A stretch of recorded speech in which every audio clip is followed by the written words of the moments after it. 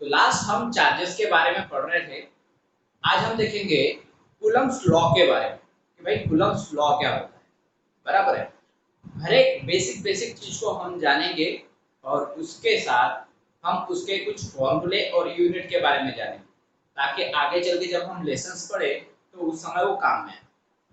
ठीक है। अगर हमारे पास है कूलम्ब्स लॉ, ठीक है, ये चार्जेस के ऊपर काम करता है। जैसे कि मैंने तुमको बताया था कि इसमें बताया गया था कि भाई दो कंसेप्ट मैंने तुमको कल समझाए थे। दो कंसेप्ट कौन से? हमारे पास तो दो प्रकार के चार्ज होते हैं। चार्ज कितने प्रकार के होते हैं? दो प्रकार के। एक होता है पॉजिटिव चार्ज और एक होता है नेगेटिव चार्ज। चार्ज को पहले क्यू से ही डिनोट किया करते थे, ये तुमको पहले से ही पता है। ठीक है। बाद में उसको प्रोटॉन और इलेक्ट्रॉन नाम दिया गया है। ठीक है। पॉजिटिव चार्ज, नेगेटिव चार्ज, ये तो पहले ऐसे कहा जाता था, पॉजिटिव चार्ज, नेगेटिव चार्ज। बाद में उसको नाम देने में आ गया कि नेगेटिव चार्ज मतलब इलेक्ट्रॉन और पॉजिटिव चार्ज मतलब प्रोटॉन। ये तो बाद की बात है, लेकिन उसके पहले वाली जो सिस्टम थी उस समय चार्ज को क्यू से शो किया जाता था। चार्ज को क्यू से शो किया जाता था। और दो प्रकार के चार्ज हमारे पास थे। दो प्रकार के चार्ज हमारे पास थे, एक पॉजिटिव चार्ज और एक नेगेटिव चार्ज। ठीक है। तो हमने क्या लिखा था कि भाई लाइट चार्जेस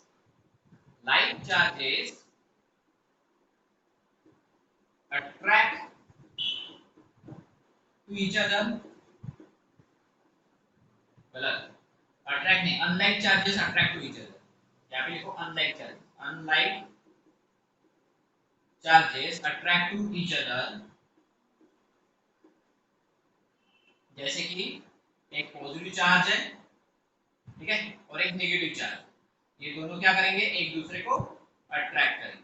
और दूसरा कंसेप्ट क्या था कि like charges repel to each other.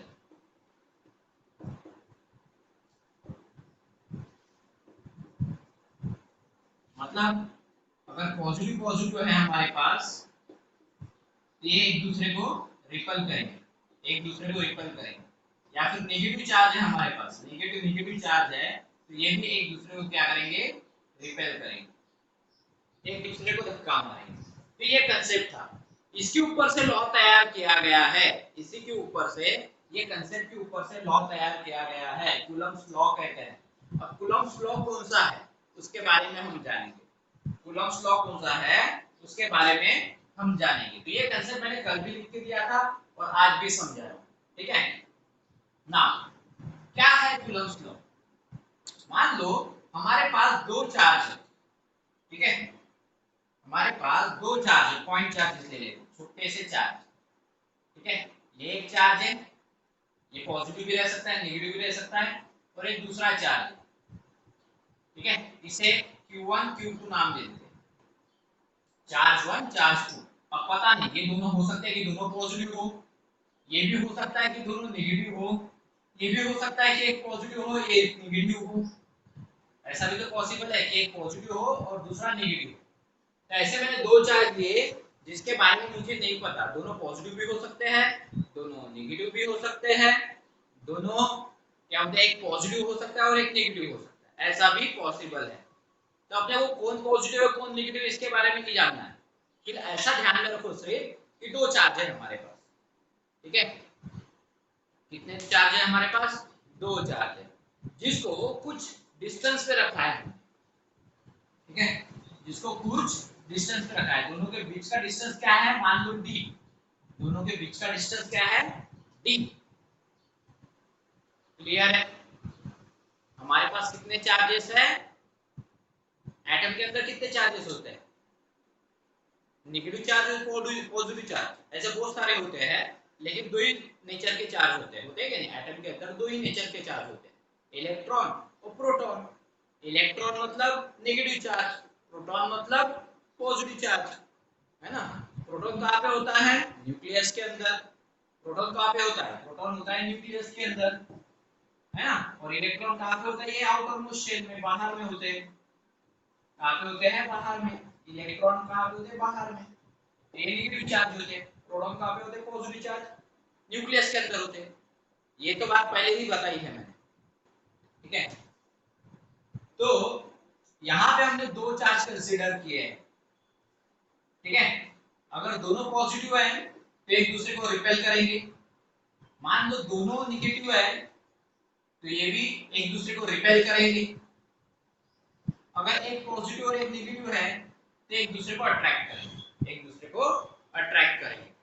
Opposite charge जो होते हैं, unlike charge are attract to each other, unlike charge are attract to each other ना।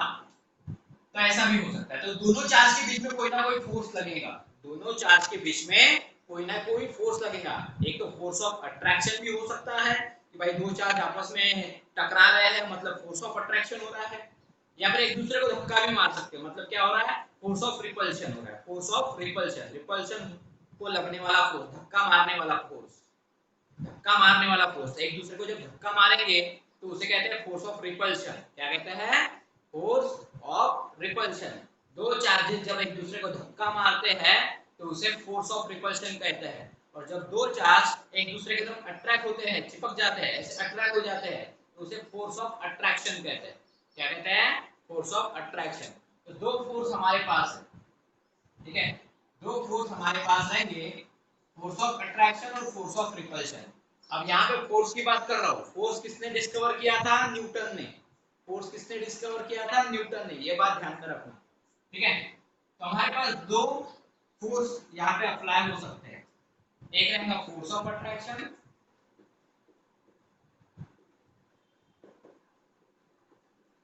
फोर्स ऑफ अट्रैक्शन जब दो चार्जेस, इफ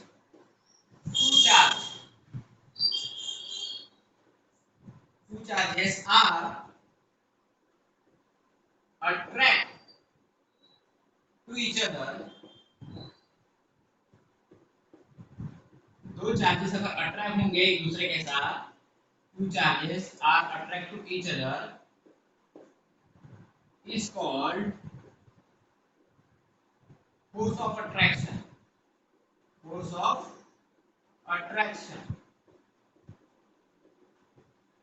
मान लो एक चार्ज है, पॉजिटिव चार्ज और एक नेगेटिव चार्ज, ये दोनों एक दूसरे को अट्रैक्ट कर रहे हैं, ठीक है, ये दोनों एक दूसरे को अट्रैक्ट कर रहे हैं, तो कौन सा फोर्स लगेगा, फोर्स ऑफ अट्रैक्शन। दूसरा रहेगा force of repulsion, force of repulsion, ठीक है, फोर्स ऑफ रिपल्शन।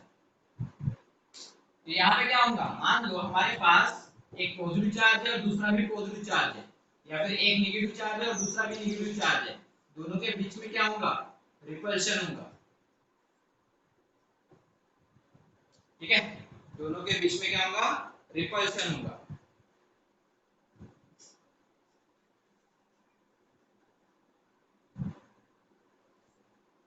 अब यहाँ पे दोनों के बीच में रिपल्शन हो रहा है, यहाँ पे क्या लिखेंगे, if two charges are repel to each other या फिर move away from each other,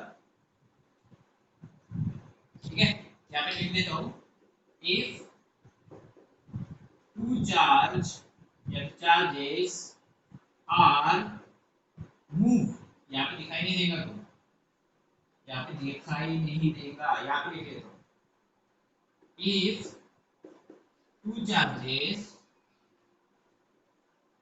are move away from each other, away from each other is called force of repulsion, force of repulsion, ठीक है, is called force of repulsion। Iron में तो ये दो प्रकार के फोर्सेस हमारे पास रहेंगे, ये दो प्रकार के फोर्स हमारे पास रहेंगे, ओके। तो इसका मैं स्क्रीनशॉट निकाल लेता हूँ। और इसके आगे का लॉ हम देखते हैं। तो ये सिंपल सा फोर्स था, फोर्स ऑफ अट्रैक्शन और फोर्स ऑफ रिपल्शन। अपने मन से भी लिख सकते हो तुम, अपने मन से भी लिख सकते हो अपना दिमाग लगा के। जब दो चीजें आपस में अट्रैक्ट होती है तो that is force of attraction, और दो चीजें एक दूसरे से दूर जाती है तो उसे कहते हैं फोर्स ऑफ रिपल्शन। ये थोड़ा सा ध्यान में रखना, ठीक है।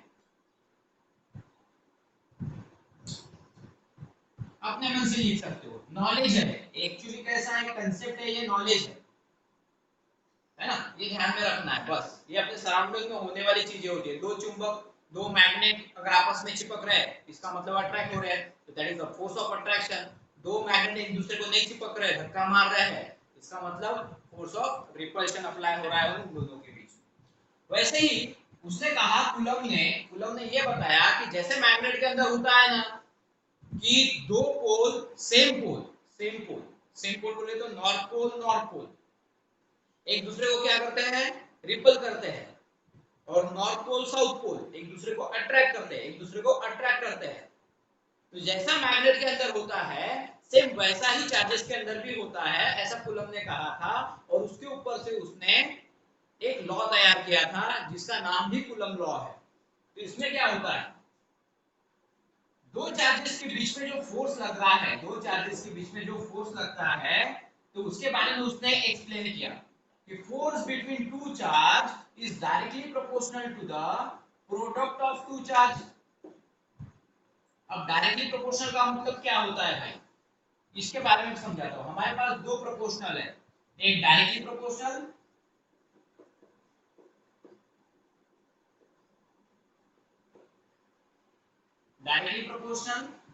और एक होता है इनवर्सली प्रोपोर्शनल।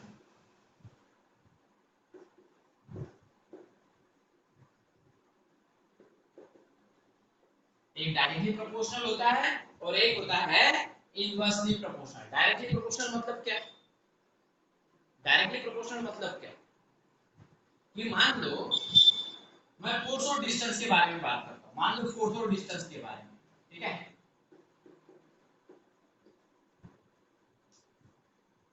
मान लो फोर्स और डिस्टेंस, या फिर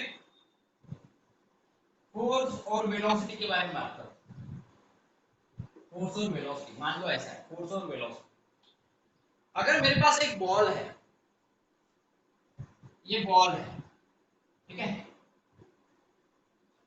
ये बॉल, इसके ऊपर मैं फोर्स लगा रहा हूं, तो ऑब्वियसली डायरेक्टली प्रोपोर्शनल का मतलब क्या होता है, ये डायरेक्टली प्रोपोर्शनल का सिंबल है, अल्फा नहीं है। अल्फा ये प्रकार से होता है, मैं अल्फा ऐसे निकालता हूं, ये डायरेक्टली प्रोपोर्शनल का साइन है, ये अल्फा है, इसको अल्फा मत समझना, ओके। दोनों में फर्क होता है, अल्फा और डायरेक्टली प्रोपोर्शनल के सिंबल में फर्क होता है। ये डायरेक्टली प्रोपोर्शनल का सिंबल है। तो यहाँ पे देखो डायरेक्टली प्रोपोर्शनल का मतलब क्या होता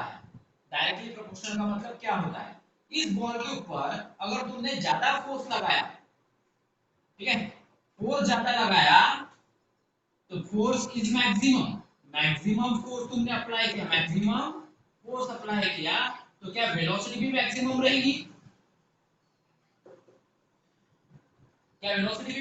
रहेगी, यस, वेलोसिटी भी मैक्सिमम रहेगी। मतलब क्या हुआ, ज्यादा फोर्स अप्लाई किया तो वेलोसिटी भी ज्यादा हो गई, मतलब एक की वैल्यू बढ़ी, फोर्स की वैल्यू बढ़ी तो वेलोसिटी की भी वैल्यू बढ़ेगी, फोर्स की वैल्यू बढ़ेगी तो वेलोसिटी की भी वैल्यू बढ़ेगी, राइट। और यहाँ पे अगर कोई अपोजिट फोर्स यहाँ पे लगा, सपोज बॉल के ऊपर फोर्स डिक्रीज हो गया, मिनिमम फोर्स लगाओ, बराबर। अरे बॉल के ऊपर फोर्स कम लग रहा है, इसका मतलब वेलोसिटी भी कम रहेगी। बॉल के ऊपर फोर्स कम लग रहा है, मान लो मिनिमम फोर्स लगाया तुमने, मिनिमम फोर्स लगाया तो वेलोसिटी भी मिनिमम रहेगी, बराबर है, वेलोसिटी भी मिनिमम रहेगी, शॉर्टकट में लिख रहा हूं मिनी, है ना, मिनिमम वेलोसिटी रहेगी। आया में, तो फोर्स ज्यादा लगाया तो वेलोसिटी भी ज्यादा, फोर्स कम लगाया तो वेलोसिटी भी कम, ये होता है डायरेक्टली प्रोपोर्शनल का मतलब एक की अगर वैल्यू बढ़ी, एक फिजिकल क्वांटिटी की वैल्यू बढ़ी तो दूसरे फिजिकल क्वांटिटी की भी वैल्यू बढ़ेगी। एक फिजिकल क्वांटिटी की वैल्यू बढ़ी तो दूसरी फिजिकल क्वांटिटी की भी वैल्यू बढ़ेगी। एक फिजिकल क्वांटिटी की वैल्यू कम हो गई तो दूसरी भी कम हो जाएगी, दूसरी भी कम हो जाएगी। समझ में आया?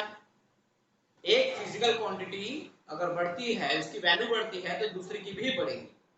एक फिजिकल क्वांटिटी कम हो जाती है तो दूसरी की भी फिजिकल क्वांटिटी कम हो जाएगी। समझ में आया डायरेक्टली प्रोपोर्शनल? अरे भाई आवाज दो, समझ में आया?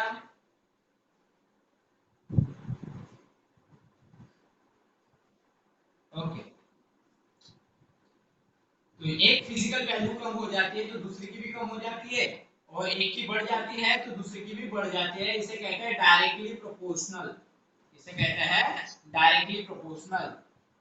अब इनवर्सली प्रोपोर्शनल, इसका उल्टा हो जाएगा। इनवर्सली प्रोपोर्शनल में लेंगे अपन यहाँ पे इनवर्सली प्रोपोर्शनल। इनवर्सली प्रोपोर्शनल का मतलब क्या होता है? इनवर्सली प्रोपोर्शनल का मतलब क्या होता है?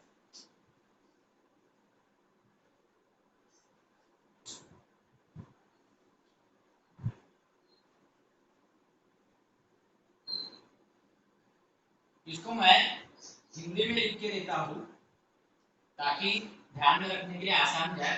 ठीक है, तो यहाँ पे लिखता हूं एक फिजिकल क्वांटिटी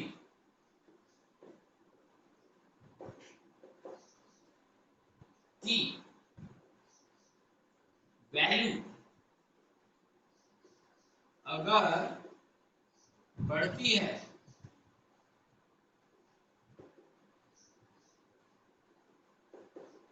तो दूसरे भी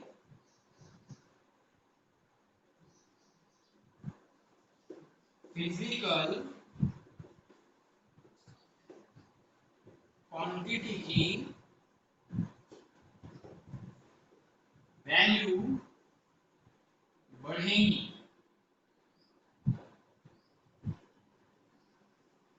ठीक है, या फिर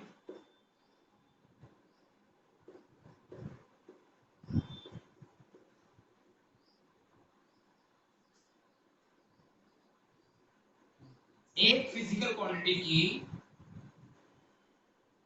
एक कम करता एंड वाइस वर्सा लिख लेता एंड वाइस वर्सा। ठीक है,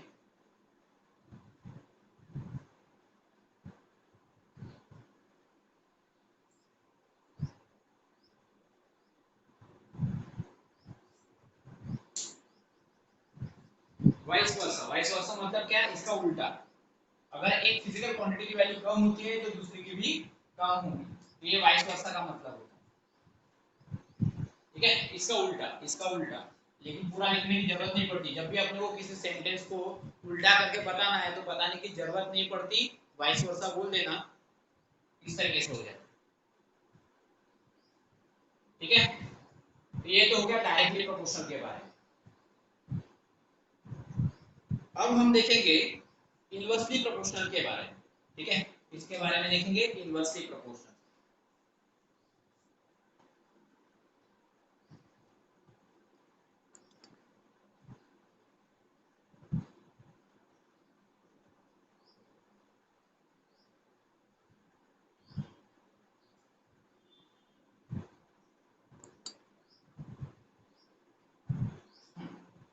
चलो भाई इनवर्सली प्रोपोर्शनल के बारे में देखते हैं, इसको बता देता हूं मैं।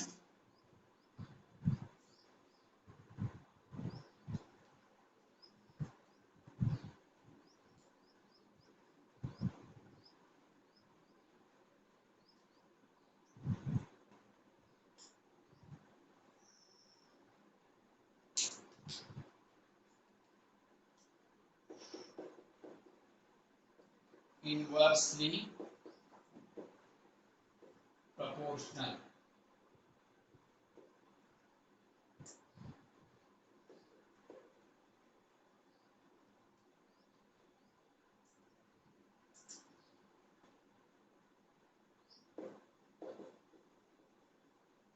Inversely proportional. अब इनवर्सली प्रोपोर्शनल मतलब क्या होता है? मान लो हमारे पास फोर्स और डिस्टेंस है, ठीक है, सिंबल तो वही रहेगा, सिंबल वही रहेगा, लेकिन जो ये पहली फिजिकल क्वांटिटी होगी, ये पहली फिजिकल क्वांटिटी होगी, that is the force, that is the force, और दूसरी फिजिकल क्वांटिटी वो डिवाइड में रहेगी, जैसे कि डिस्टेंस, जैसे कि डिस्टेंस। मान लो हमारे पास मैग्नेट है, एक नॉर्थ पोल एक साउथ पोल, और दूसरा मैग्नेट है, ये नॉर्थ पोल और ये south, opposite pole attract to each other, बराबर है। दोनों के बीच का डिस्टेंस मान लो d है, दोनों के बीच का डिस्टेंस मान लो d है। क्या होगा? जैसे जैसे डिस्टेंस कम होगा वैसे वैसे फोर्स बढ़ेगा, ठीक है, वैसे वैसे फोर्स बढ़ेगा, जैसे जैसे डिस्टेंस कम होगा, है ना, डिस्टेंस जैसे जैसे कम होते जाएगा वैसे वैसे ये दो मैग्नेट के बीच का फोर्स बढ़ते जाएगा। तुमने किया है ना ऐसे, दो मैग्नेट को नजदीक नजदीक लाओ, डिस्टेंस कम करो दोनों मैग्नेट का, जल्दी चिपक जाते हैं, मतलब फोर्स बढ़ जाता है, मतलब फोर्स बढ़ जाता है, ठीक है। और जैसे जैसे तुम दूर लेके जाओगे दो मैग्नेट को, वैसे वैसे क्या होता है, दोनों के बीच का फोर्स कम हो जाता है।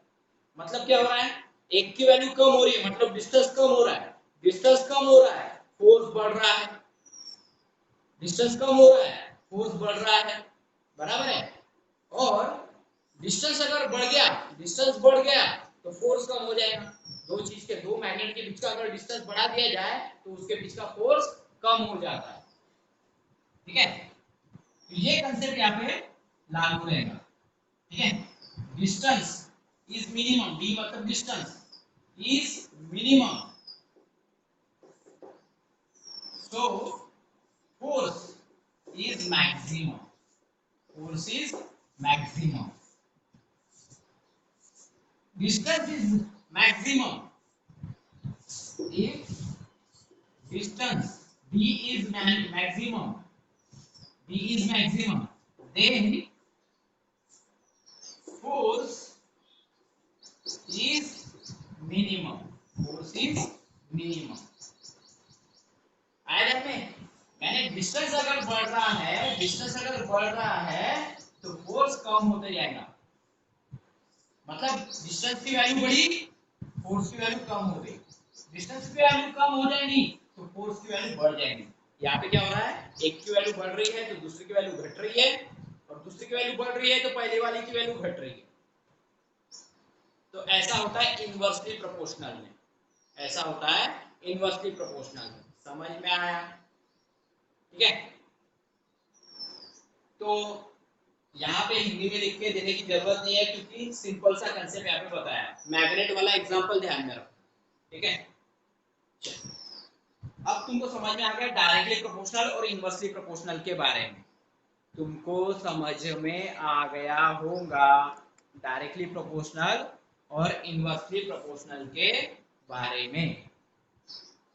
चलो ठीक है, किसी को कोई डाउट हो तो पूछो। सर मुझे नहीं समझ में आया डायरेक्टली प्रोपोर्शनल क्या होता है और इनवर्सली प्रोपोर्शनल क्या होता है, पूछेंगे तो बताऊंगा, है ना, क्योंकि मैं तुमको देख नहीं पा रहा हूँ, तो तुम्हारे चेहरे के एक्सप्रेशन से मुझे पता नहीं चल पा रहा। नहीं तो अगर क्लासरूम में बैठे होते तो चेहरा देख के ही समझ में आ जाता है किसको समझाओ किसको नहीं, उसको तो खड़ा करके पूछ लिया रहता मैंने, ठीक है। लेकिन अभी फिलहाल तो तुम्हारी जिम्मेदारी है कि भाई बताना चाहिए, अगर टीचर पूछ रहा है तो कि समझा कि नहीं। तो सिंपल सा कंसेप्ट है, पूछो। कोई है ऐसा जिसको नहीं समझा?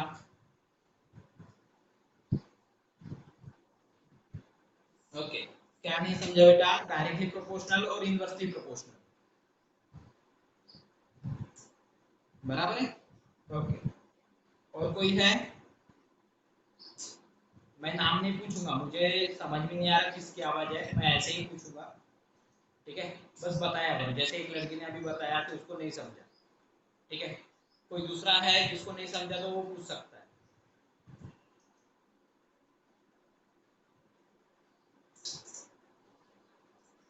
वेरी नाइस, ओके, बहुत ही बढ़िया, ऐसा पूछा करो, पूछोगे तो अच्छा लगता है मेरे को, ठीक है। चलो मैं फिर से एक बार रिपीट करता हूँ। एक बार फिर से रिपीट करूंगा, ध्यान दो, ठीक है। इसको बाद में बताता हूँ, ठीक है, कूलम्ब्स लॉ को बाद में बताता हूँ। हाँ, डायरेक्टली प्रोपोर्शनल सबसे पहले हम देखेंगे। डायरेक्टली प्रोपोर्शनल, डायरेक्टली प्रोपोर्शनल का मीनिंग क्या होता है, ये सेंटेंस में कई बार आएगा।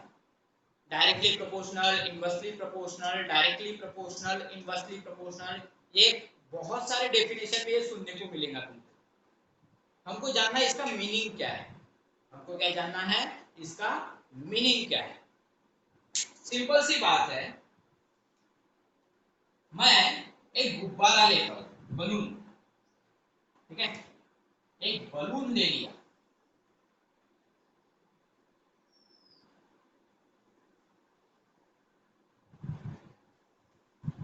ठीक है,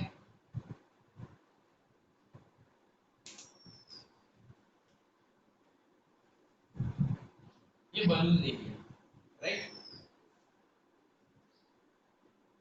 ये बलून ले लिया। इस बलून के अंदर क्या भरी हुई रहती है, एयर, बराबर है, राइट। चलो इसके बारे में देखते हैं। मान लो ये बलून का अपना एक वॉल्यूम है, अंदर में जितनी हवा भरी है उसे क्या कहते हैं, वॉल्यूम। क्या कहते हैं, वॉल्यूम। अंदर में जो हवा भरी है, एयर वॉल्यूम कहते हैं उसे, वॉल्यूम, ओके। और यहाँ पे और एक चीज है जो उसके ऊपर लग रही है, वॉल्यूम, वॉल्यूम के ऊपर, सॉरी, बलून के ऊपर लग रही है, दैट इज द प्रेशर। क्या लग रहा है इसके ऊपर, प्रेशर, ठीक है, वॉल्यूम और प्रेशर, इसके बारे में। तो सिंपल सा कंसेप्ट है, डायरेक्टली प्रोपोर्शनल का मतलब क्या होता है, इसके बारे में अपने को जानना है। तो इसको कैसे लिखेंगे, इसको डायरेक्टली प्रोपोर्शनल के फॉर्म में कैसे लिखेंगे, ठीक है। तो यहाँ पे लिखूंगा वॉल्यूम, या भी लिखो यहाँ पे प्रेशर, जो भी लिखना है, pressure,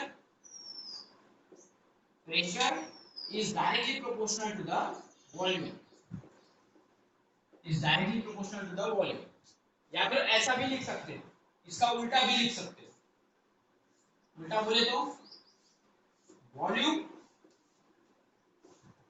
is directly proportional to the pressure। Volume मतलब बढ़ाने, आवाज बढ़ाने वाला वॉल्यूम नहीं। वॉल्यूम बढ़ाना मतलब क्या होता है कि जगह ऑक्युपाई करना, कितनी जगह वो ऑक्युपाई कर रहा है, कितनी जगह वो घेर के रखा हुआ है, बराबर है। तो एक कंटेनर के अंदर अगर तुम, एक मिठाई का डब्बा है, अब मिठाई के डब्बे का 1 किलो का डब्बा है, तो उसके अंदर जितनी जगह रहेगी उतनी ही मिठाई भरोगे ना, जितना उसका वॉल्यूम है। डब्बे के बाहर तक तो नहीं भर सकते ना, डब्बा पैक भी होना चाहिए, तो जितना उसका वॉल्यूम है उतनी ही मिठाई उसके अंदर भरी जाती है, बराबर है। वैसे ही इस बलून के अंदर जितनी वॉल्यूम, उसकी कैपेसिटी, वॉल्यूम की कैपेसिटी है, उतना ही अपन हवा इसमें भर सकते हैं, उससे ज्यादा नहीं भर सकते, ठीक है। तो देखो क्या कहा मैंने, volume is directly proportional to the pressure.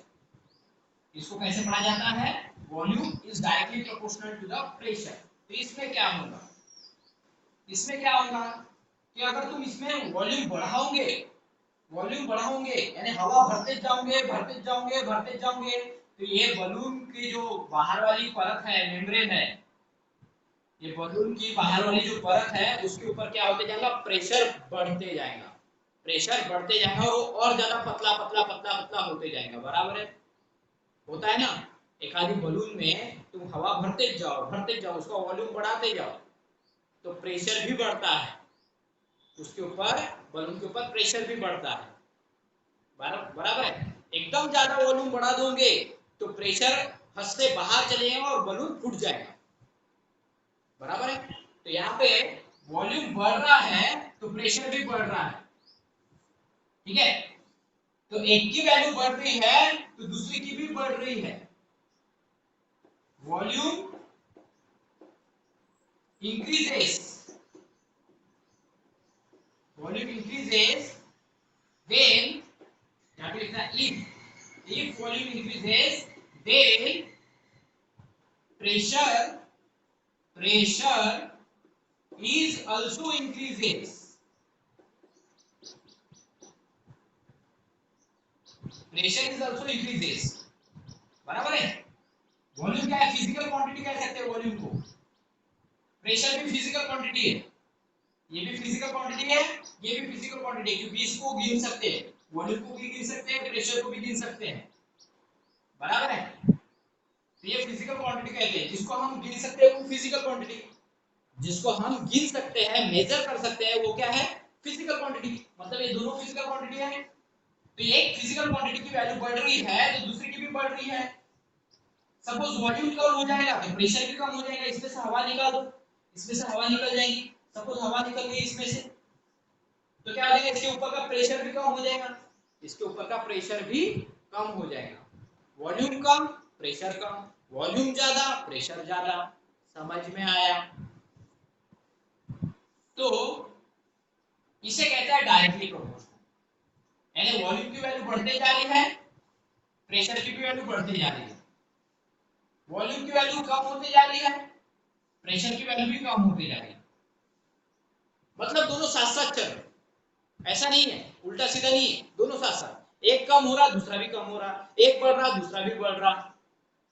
तो इस कंसेप्ट को कहते हैं डायरेक्टली प्रोपोर्शनल, इस कंसेप्ट को कहते हैं डायरेक्टली प्रोपोर्शनल। ओके, समझा क्या?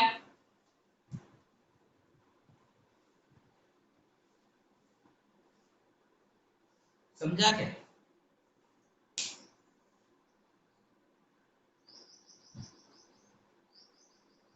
अरे भाई, जिसने नहीं बोला था उसको समझा के ये पूछ रहा हूं मैं। ओके, तो देखो और भी है, और भी एग्जांपल बहुत है, अपने डेली लाइफ में बहुत सारे एग्जांपल है, तुम्हारे ऊपर से ही ले लो। ठीक है, तुम्हारी एज बढ़ी, एज के साथ तुम्हारी हाइट भी बढ़ी, बराबर है। एज बढ़ी तो हाइट भी बढ़ी ना, मतलब क्या हो गया, डायरेक्टली प्रोपोर्शनल। मतलब क्या हो गया, डायरेक्टली प्रोपोर्शनल। समझ में आया? सिंपल सा कंसेप्ट है। ओके, चलो ये हो गया डायरेक्टली प्रोपोर्शनल, ये क्या हो गया, डायरेक्टली प्रोपोर्शनल। आया है ना? अब हम समझते हैं इनवर्सली प्रोपोर्शनल, लेकिन इसके बारे में और एक कंसेप्ट बताता हूं। क्या कंसेप्ट है? देखो, सपोज मैं वॉल्यूम को लिखता हूं v, वॉल्यूम को लिखता हूं v, कैपिटल V, वॉल्यूम को लिखता हूं कैपिटल V, ये सिंबल जैसे का वैसे, और प्रेशर को लिखता हूं P, वॉल्यूम को लिख दिया मैंने V और प्रेशर को लिख दिया P। तो volume is directly proportional to the pressure. क्या पढ़ेंगे इसको? Volume is directly proportional to the pressure, volume is directly proportional to the pressure, volume is directly proportional to the pressure. Okay, अब इसको equal to के form में लिखना है। क्या करना है मुझे? इसको इक्वल टू के फॉर्म में लिखना है। कैसे लिखूंगा इक्वल टू के फॉर्म में? ये सिंबल को कन्वर्ट कर सकते हैं क्या इक्वल टू में? इस सिंबल को इक्वल टू में कन्वर्ट कर सकते हैं क्या? कर सकते हैं, इस सिंबल को इक्वल टू में कन्वर्ट कर सकते हैं। कैसे? ये वॉल्यूम है, ये इक्वल टू लगा दिया इसकी जगह मैंने, लेकिन कंडीशन ये है कि साथ साथ एक कांस्टेंट लगाना पड़ेगा, कांस्टेंट से मल्टीप्लाई करना पड़ेगा प्रेशर को, कांस्टेंट से मल्टीप्लाई करना पड़ेगा प्रेशर। ये कांस्टेंट कुछ भी रह सकता है, ये कांस्टेंट को k भी लिख सकता हूं, k मतलब कांस्टेंट, और ये प्रेशर जैसे का वैसे। देखो, एक कांस्टेंट लगा दो तो ये वाला सिंबल इक्वल टू के फॉर्म में कन्वर्ट हो जाएगा, कांस्टेंट को हटा दो, कांस्टेंट हट जाएगा तो फिर से ये सिंबल आ जाएगा, इक्वल टू भी हट जाएगा, कांस्टेंट भी हट जाएगा, तो फिर से ये सिंबल आ जाएगा। और इस सिंबल को हटाना है तो कांस्टेंट से मल्टीप्लाई कर दो, साथ साथ इक्वल टू आ जाता है। तो समझ में आया? ये जो सिंबल है डायरेक्टली प्रोपोर्शनल का, उसको इक्वल टू में कन्वर्ट करना है, इक्वल टू में कन्वर्ट करना है तो तुमको कांस्टेंट से मल्टीप्लाई करना पड़ेगा। कांस्टेंट को हटा दिया, कांस्टेंट को हटा दिया मैंने, सपोज मिटा दिया, तो इक्वल टू भी हट जाएगा, उसके जगह ये सिंबल आ जाएगा। ठीक है, अब इसके आगे हम देखेंगे इनवर्सली प्रोपोर्शनल। तो ये भी कंसेप्ट ध्यान में रखो, ये बहुत बेसिक कंसेप्ट है। ठीक है, अगर हम कहते हैं कि volume is directly proportional to the pressure और इसको इक्वल टू के फॉर्म में लाना है, तो हमको क्या करना पड़ेगा? किसी कांस्टेंट से मल्टीप्लाई करना पड़ेगा। इसको इक्वल टू के फॉर्म में लाना है तो किसी कांस्टेंट से मल्टीप्लाई करना पड़ेगा, ठीक है। ओके, चलो ये हो गया। इसके आगे का हम देखेंगे।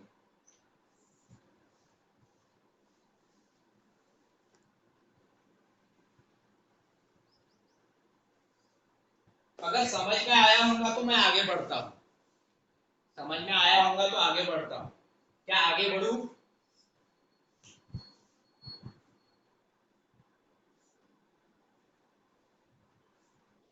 ओके चलो,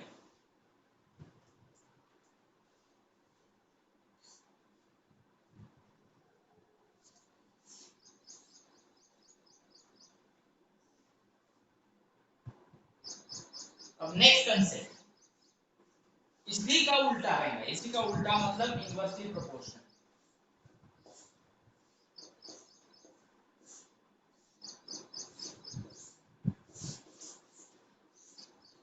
इनवर्सली प्रोपोर्शनल, ये बहुत ही बेसिक बेसिक चीजें हैं, बहुत ही बेसिक, बहुत जरूरत पड़ती है इसकी, लेकिन बच्चे इसकी तरफ ध्यान ही नहीं दे पाते क्योंकि किसी टीचर ये बेसिक तक पहुंचते ही नहीं, ठीक है। चलो, इनवर्सली प्रोपोर्शनल का मतलब क्या होता है? जैसे कि मैंने अभी फोर्स और डिस्टेंस के बारे में बताया, ठीक है, कि भाई मैग्नेट है हमारे पास, ठीक है, नॉर्थ पोल और यहाँ पे देते हैं हम साउथ पोल। दो पोल होते हैं मैग्नेट के अंदर, ये बचपन से पढ़ते आ रहे हो ये सारी चीजें को, है ना। ऐसा बोल नहीं सकते कि भाई हमने मैग्नेट के बारे में कभी नहीं पढ़ा।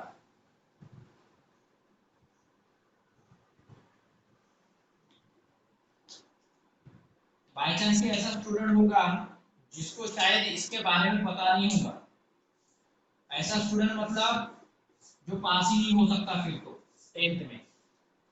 जिसको ये नहीं पता होगा मैग्नेट के अंदर दो पोल होते हैं, वो 10th में पास ही नहीं हो सकता, ऐसा में। तो ये बार मैग्नेट है, इसे क्या कहते हैं? बार मैग्नेट, है ना। पीने वाला बार नहीं, बार मतलब एक रॉड, ठीक है, रॉड मैग्नेट कहते हैं। जैसे ये पेन, पेन है सपोज, तो इसे मैं बार कह सकता हूँ, ठीक है। तो बार मैग्नेट, तो ये मैग्नेट के अंदर क्या हो रहा है? दो मैग्नेट के बीच का डिस्टेंस है d, दो मैग्नेट के बीच का डिस्टेंस है d, ये बीच में गैप दिखाई दे रही है डिस्टेंस। सपोज मैं ये दोनों मैग्नेट को नजदीक नजदीक लाता हूं, तो क्या होगा? ये दोनों मैग्नेट को मैंने नजदीक नजदीक ला लिया,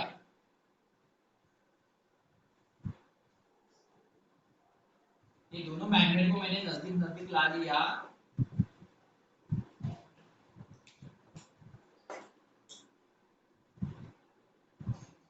तो क्या होगा भाई? यहाँ पे क्या हो गया? यहाँ पे डिस्टेंस कम हो गया ना, डिस्टेंस पहले ज्यादा था, अब डिस्टेंस कम हो गया। डिस्टेंस कम होने की वजह से क्या हो जाएगा? ये जल्दी चिपक जाएगा, ये जल्दी चिपक जाएगा, मतलब यहाँ पे क्या हो जाएगा? ये जल्दी चिपक जाएगा, मतलब यहाँ पे फोर्स बढ़ गया है। क्या बढ़ गया है यहाँ पे? फोर्स।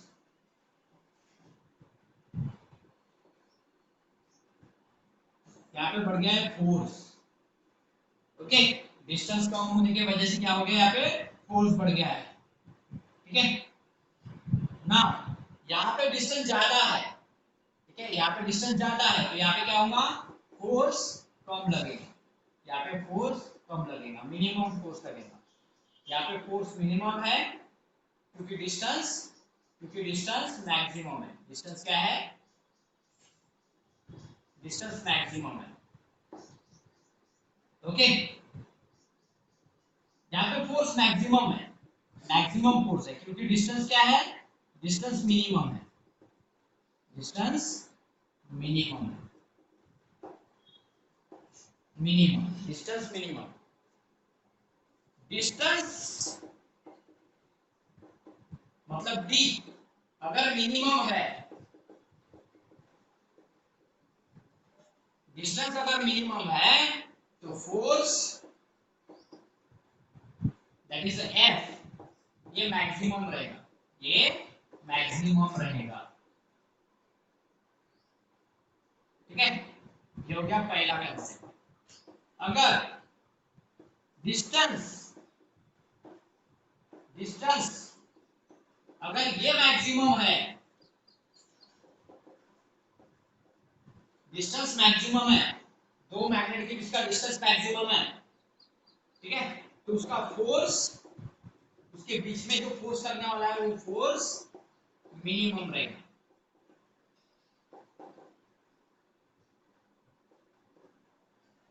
ठीक है, तो इसको सिंबॉलिकल फॉर्म में लिखना है, तो क्या होगा, force is inversely proportional to the distance, force is inversely proportional to the distance, इसको ऐसा लिखा जाता है, force is inversely proportional to the distance.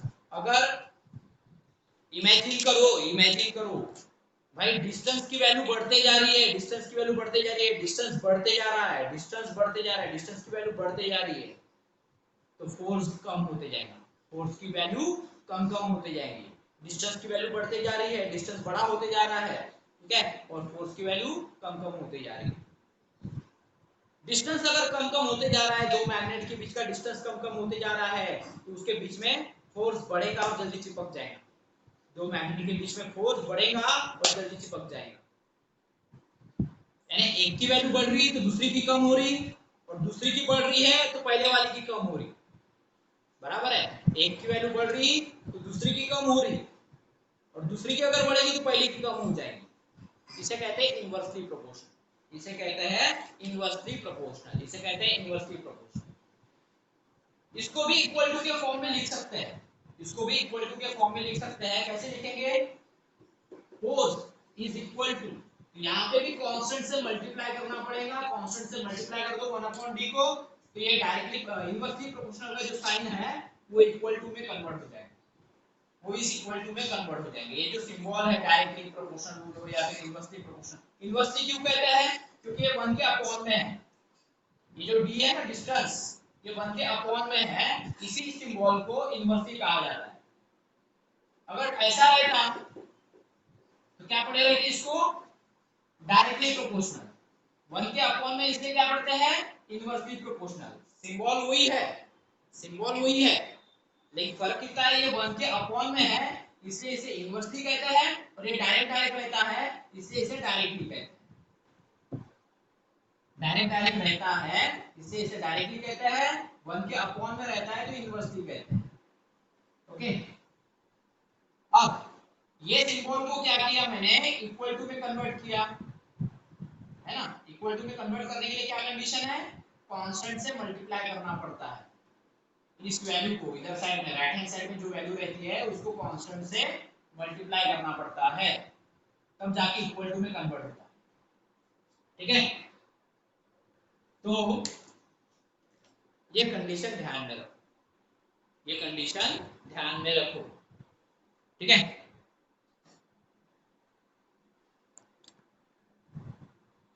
Okay, इसमें किसी को डाउट हो तो पूछो, नहीं समझा हो तो हाँ नहीं बस इतना भी कह दिया तो समझ जाता हूँ, ठीक है, क्या ये समझा,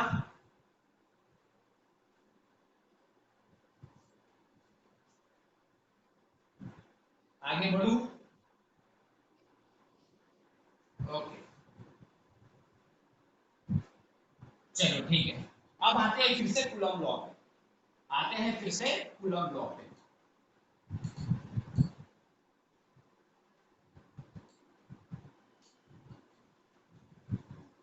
कूलम्स ने एक लॉ बनाया चार्जेस के बारे में, है ना, अब मैग्नेट के बारे में सबसे लोगों को तो पहले से ही पता है कि भाई मैग्नेट जो है, दो मैग्नेट को नजदीक नजदीक लाएंगे तो जल्दी चिपक जाता है, दूर दूर लेके जाएंगे तो नहीं चिपकता है, ठीक है, तो ये मैग्नेट के बारे में लोगों को पहले से ही पता था, लेकिन चार्जेस के बारे में लोगों को पता नहीं था कि चार्जेस का बिहेवियर कैसा होता है, बराबर है, चार्जेस का बिहेवियर कैसा होता है ये उसके बारे में पता नहीं था।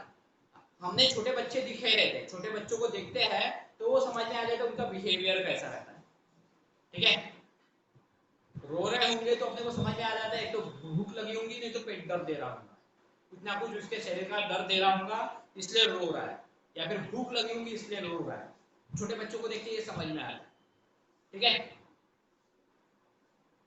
किसी सांप का बच्चा है, छोटा सा सांप का बच्चा, ठीक है, तुमने देखे होंगे, कनीले वनीले कहते हैं उसे, ठीक है, उसको देख के तुम बता सकते हो क्या उसको भूख लगी है या उसका पेट दर्द दे रहा है? नहीं बता सकते। आयरन में तो मैग्नेट को देख के कोई भी बता सकता था उसका बिहेवियर कैसा है, लेकिन चार्जेस को देख के पता कर सकते थे कि उसका बिहेवियर कैसा है? नहीं। मैग्नेट कैसा है, बड़ी चीजें है, प्रैक्टिकली पॉसिबल है। चार्जेस, चार्जेस दिखते हैं क्या ऐसे? नहीं दिखते। इलेक्ट्रॉनिक माइक्रोस्कोप से दिखते हैं वो तो, इलेक्ट्रॉन और प्रोटॉन, बराबर है। फिर उसका बिहेवियर ऑब्जर्व करना बहुत बड़ी चीज होती है, मजाक चीज नहीं है बिहेवियर को ऑब्जर्व करना। ये कूलम्ब ने करके दिखाया, कूलम्ब ने करके दिखाया कि भाई चार्जेस जो होते हैं उसका बिहेवियर कैसा है वो पता करने का काम कूलम्ब ने किया। तो ये छोटा मोटा काम नहीं है, ये बहुत बड़ा काम है, जिसकी वजह से हम आज इलेक्ट्रिसिटी जो चला पा रहे हैं, ठीक है, और दुनिया में नई नई चीजें जो डिस्कवर हो रही है उसके पीछे कारण कैसे, हर एक साइंटिस्ट की मेहनत है, है उनकी मेहनत के ऊपर आज हम जी रहे हैं। आज जो भी हम फैसिलिटी यूज कर रहे हैं सब उनकी मेहनत है, ठीक है। तो इसलिए हमेशा कैसा है, रिस्पेक्ट से बात करना साइंटिस्ट के बारे में। अरे ना कोई भी बच्चे क्या बोलते हैं, यार कौन था ये न्यूटन जिसने ये सारी चीजें बनाई, मुझे मिल जाए तो देता हूँ उसको भगावा भगावा, है ना, फालतू की पढ़ाई बढ़ा दी हमारी वाली, हमारे पीछे का टेंशन बढ़ा दिया।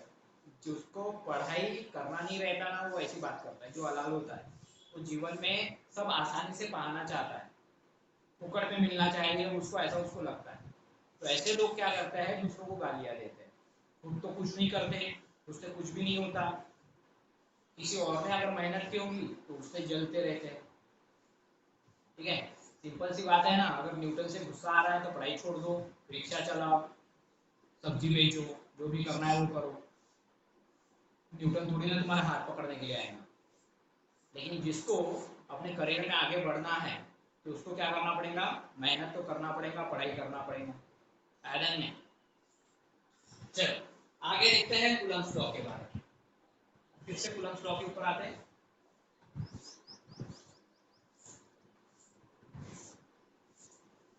कूलम्ब्स लॉ, ओके,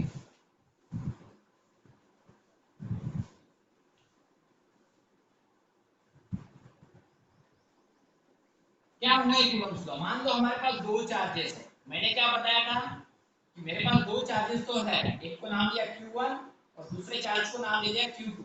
मुझे नहीं पता कि ये दोनों पॉजिटिव है कि दोनों नेगेटिव है, कि एक पॉजिटिव है एक नेगेटिव है, मुझे नहीं पता, बस इतना पता है कि दो चार्जेस है, ठीक है। कूलम्ब्स ने भी यही बताया, दो चार्जेस है, वो कोई भी हो सकते हैं, दोनों पॉजिटिव भी हो सकते हैं, दोनों नेगेटिव भी हो सकते हैं, और एक पॉजिटिव एक नेगेटिव भी हो सकता है।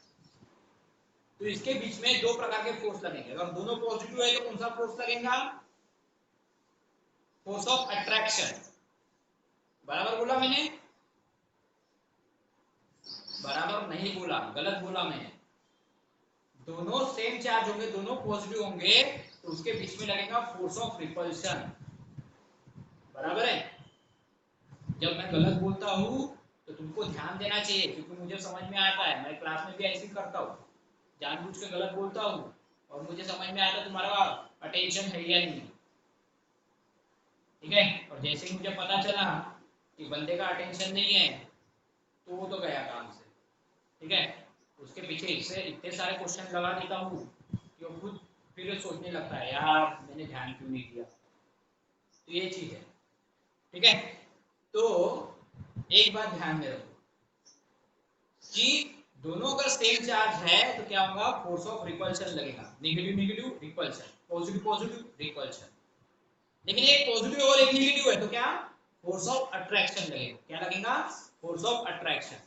तो यहाँ पे फिलहाल हम बात करेंगे ना ही अट्रैक्शन की बात करेंगे ना ही रिपल्शन की बात करेंगे, बस इतनी बात करेंगे कि दोनों के बीच में कोई ना कोई फोर्स लग रहा है, दोनों के बीच में कोई ना कोई फोर्स लग रहा है, पता नहीं कौन सा लग रहा है, अट्रैक्शन लग सकता है या फिर रिपल्शन भी लग सकता है, वो डिपेंड करता है चार्जेस के ऊपर। दोनों के बीच का डिस्टेंस है d, दोनों के बीच का डिस्टेंस है d, दो चार्ज के बीच का, तो कूलम्ब्स ने क्या कहा, कूलम्ब्स ने क्या कहा, कूलम्ब्स ने ये कहा कि फोर्स बिटवीन, कौन सा फोर्स, इलेक्ट्रिकल फोर्स, कौन सा फोर्स, इलेक्ट्रिकल फोर्स, यहाँ पे इलेक्ट्रिकल फोर्स होता है, चार्जेस को अट्रैक्ट करना, रिपल करना, ये जो फोर्स का काम होता है उस फोर्स को इलेक्ट्रिकल फोर्स भी कहा जाता है। क्या कहा जाता है, इलेक्ट्रिकल फोर्स। ये जो इलेक्ट्रिकल फोर्स होता है, ठीक है,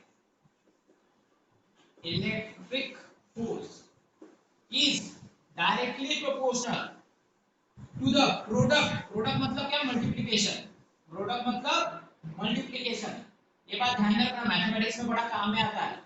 प्रोडक्ट मतलब मल्टीप्लिकेशन,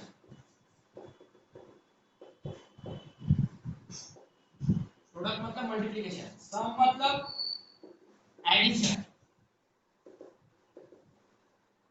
ठीक है, डिफरेंस मतलब, डिफरेंस मतलब सब्ट्रैक्शन, ठीक है, ये इसके ध्यान में रखो। डिवाइड का मतलब तो डिवाइड ही होता है, आया नहीं, तो प्रोडक्ट मतलब मल्टीप्लिकेशन, सम मतलब एडिशन, डिफरेंस मतलब सब्ट्रैक्शन, ये नाम ध्यान में रखना, ठीक है।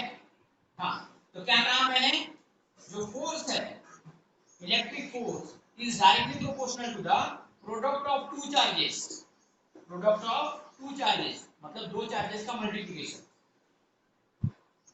दोनों चार्जेस की वैल्यू को मल्टीप्लाई करो तो जितनी वैल्यू आएंगी उतनी ही वैल्यू फोर्स की रहेगी, उतनी ही वैल्यू फोर्स की रहेगी, उतनी ही वैल्यू फोर्स की रहेगी। दो चार्जेस की वैल्यू को अगर मल्टीप्लाई कर देते हैं और जो भी नई वैल्यू तैयार होती है उतनी ही वैल्यू फोर्स की रहेगी, ओके। लेकिन electric force is inversely proportional to the square of distance between them, दो चार्ज के बीच का जो डिस्टेंस है उसका इनवर्सली प्रोपोर्शनल रहेगा। Electric force is inversely proportional to the square of distance between them, ठीक है, is called Coulomb law, is called Coulomb's law। चलिए इसको सेंटेंस के फॉर्म में लिख के देता हूँ, इसको सेंटेंस के फॉर्म में लिख के देता हूँ, ठीक है। ये बहुत आगे जाके पढ़ना है अपने को, फिलहाल मैं क्या करना है, बेसिक बेसिक चीजें बता रहा हूँ, ये आगे चल के अपने को पढ़ना है, ठीक है, ओके। कूलम्ब्स लॉ को सेंटेंस के फॉर्म में लिखता हूँ, इसी को मैं सेंटेंस में लिखता हूँ, देखो क्या लिखूंगा मैं, electric force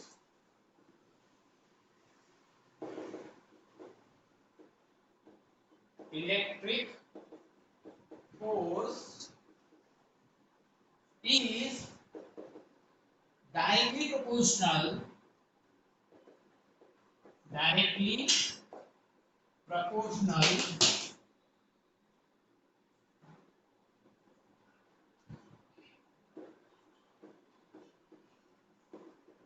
directly proportional to the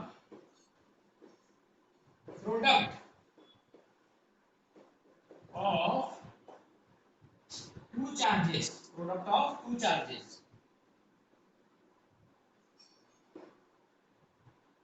and electric force is inversely proportional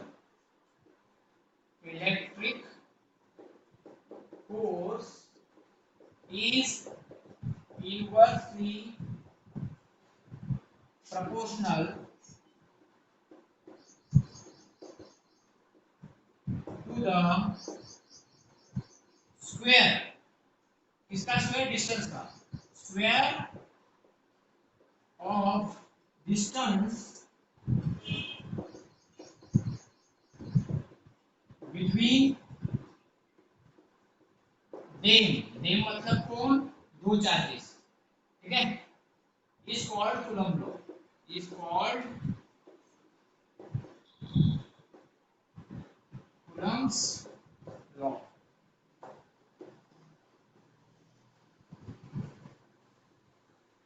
ठीक है, ये हो गए चार्जेस के बारे में। कूलम ने जो इन्वेंट किया था उसके बारे में मैंने तुमको समझाया। कूलम ने जो इन्वेंट किया था उसके बारे में मैंने तुमको समझाया।